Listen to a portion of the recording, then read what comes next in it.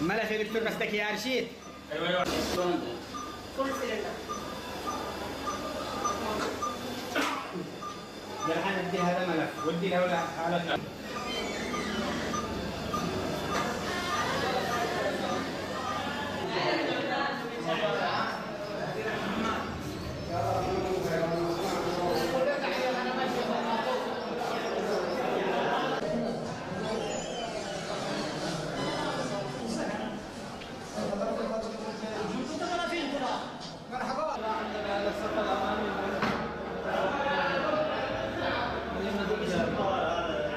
هذه حصل ان احنا بنصلي في الجامع وهم اطلقوا علينا صواريخ ثلاثة موجهة الى الجامع والى بين المصلين.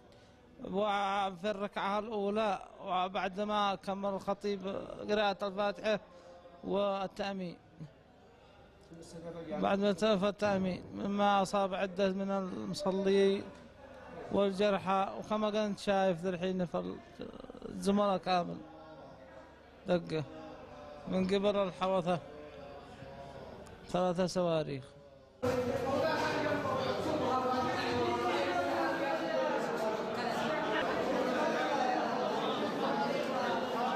نحن نستهدف ونحن ساجدين في يد الله، لا مخزنين ولا سكارى، وإنما نؤدي فرض من فرائض الله. ولو أن كان اليوم واجب علينا في موقع الجهاد أن نصلي قصرا.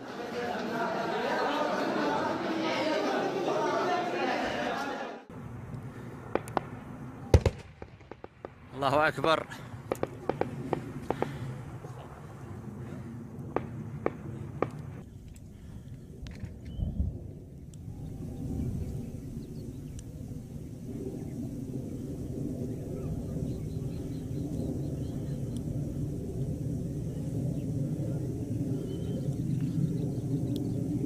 الحمد لله كسرنا أحلامهم وحلوفاتهم أنهم يأخذوا طوال السادة ومواقعنا، والحمد لله رب العالمين دحرناهم وقتلناهم، شلوا جثثهم وسحبوها قدامنا. نحمد الله ونشكره، ثابتين في مواقعنا.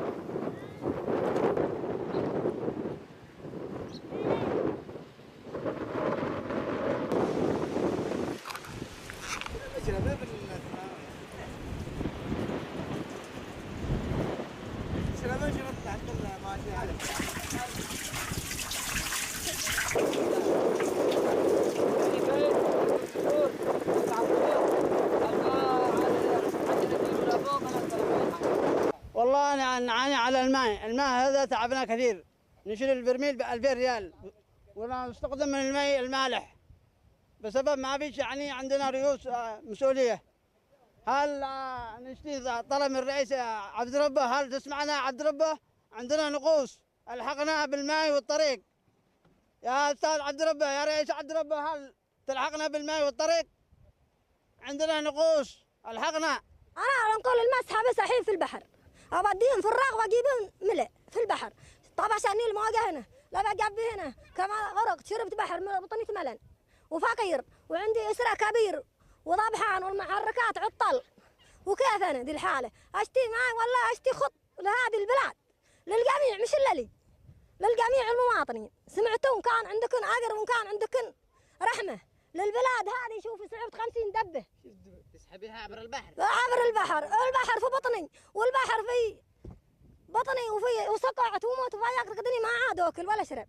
فكنت هنا 10,000 لا معاك مريض جيبي عشرة ما فيش موتي. سمعت موتي من فين نحن عشرات؟ نحن ناس طبعا حسرة كبير عندي 20 نفر الأطفال مخلف الكبار. والله صغير نجي صلى العملية. جنب اشتغلوا ولا بنصفركم دي المرة.